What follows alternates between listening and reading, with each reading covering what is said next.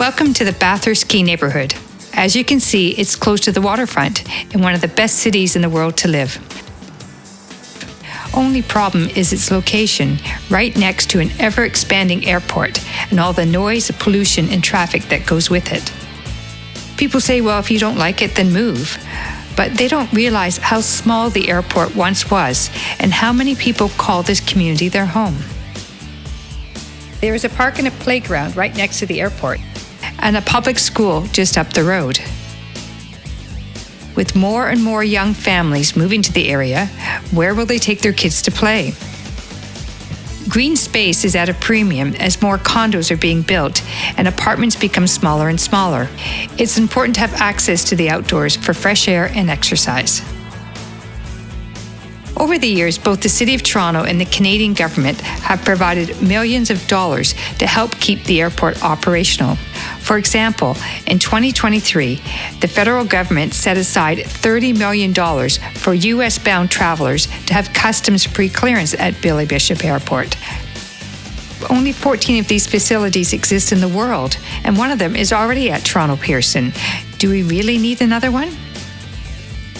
These are the types of questions we should be asking, because that money comes from us, the taxpayers of Toronto and Canada, so we should be watching how and where the money is spent. One person who has carefully researched the economics of this airport and the airlines that use it is Brian Eiler. Let's hear what he has to say. I'm Brian Eiler, a lawyer, member of Parks Not Planes, and a long-time observer of the Toronto Island Airport. Contrary to what they'd have you believe, we've discovered that the airport's business has collapsed. And Porter, although it has a near monopoly, has been losing serious money even in the years before COVID. The airport has a history of failed airlines, City Express in the late 90s, Air Ontario in the early 2000s. There were many more. Now Porter, if it can't make it with all of its advantages, no one can. There's no business case for the Island Airport anymore. What do we know? First, Porter's fortunes are entirely entangled with the fortunes of Ports Toronto. In the early 2000s, Ports Toronto opted to invite Porter to start up a brand new airline at the airport and placed all of its eggs in the Porter basket. How'd that work out? Updated financial statements revealed Porter had incurred losses of $11 million in 2007, $3 million in 2008, $4.6 million in 2009, and $5.9 million in the first 3 months of 2010. By March 31 of that year, Porter had accumulated losses of $44 million. Then nothing until recently. Porter sold its airport terminal for a lot of money in 2015, but then refused to pay the new owner the fees that it had told the new owner it could charge. The terminal owner sued and won. More importantly for us, documents that had been confidential were now available to us in the court files. Here's what we found. In letter after letter to that new owner, Porter cried poverty. The fees, Porter said, were 3 times what Pearson charges. It blamed, and this is a quote, increased ridership traction on the Union Pearson Express, reducing its locational advantage at the Island Airport. It blamed its lack of growth on its failure to obtain approval for jets at the airport, while at the same time, Pearson had grown substantially. And it disclosed operational losses, $18.9 million in 2017, $39.6 million in 2018, and $35 million in 2019. That explains why Porter is now expanding its operations at Pearson, as there's no money to be made at the Island Airport. Even with the impressive efforts it has made, maybe there is some at Pearson. If that is so, is Porter already cutting back its use of the island airport? We looked at the available information to find out. First, we found that the number of flights out of the airport this year is down from 2022 significantly. Digging deeper and looking at where the decline is coming from, we found that Porter, which at its height at the island airport was flying 172 flights a day in and out of the airport, it is cut back by almost half to 91 flights on October 16, a typical day. What does that mean? It's a reasonable conclusion that Porter is in the process of abandoning the island airport, seeking its fortune at Pearson. Before Porter came along, the airport was a notorious money loser. Porter was to be its salvation. Is there another savior in the wings? Porter said in one of those letters, again it's quote, "If it were to leave the airport, there appears to be no viable alternative for the airport." We think Porter's right. If so, it's time to start thinking of other and better uses for that spectacular property. The subject of our next video. The information Brian has uncovered goes against what a lot of people understand about the airport.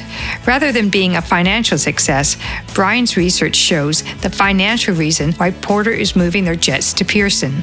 Sanford Borens is a professor emeritus of strategic management at the University of Toronto. One of his specialties is looking at public-private projects like airports.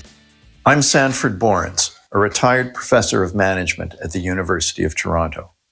During my career, I did research on the economics of airports, and in fact, I did my doctoral dissertation on the federal government's ill-fated initiative to build an international airport at Pickering. Billy Bishop Airport is facing a deadline. It's not just that its lease expires in a decade. In 2027, 4 years from now, Transport Canada will require our airports to have safety areas at the ends of the runways. For Billy Bishop, this means pouring landfill into our harbor.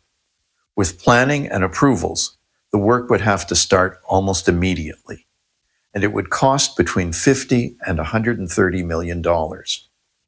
Both Ports Toronto, which manages Billy Bishop, and Newport Aviation, the privately held owner of the terminal, are campaigning for approval.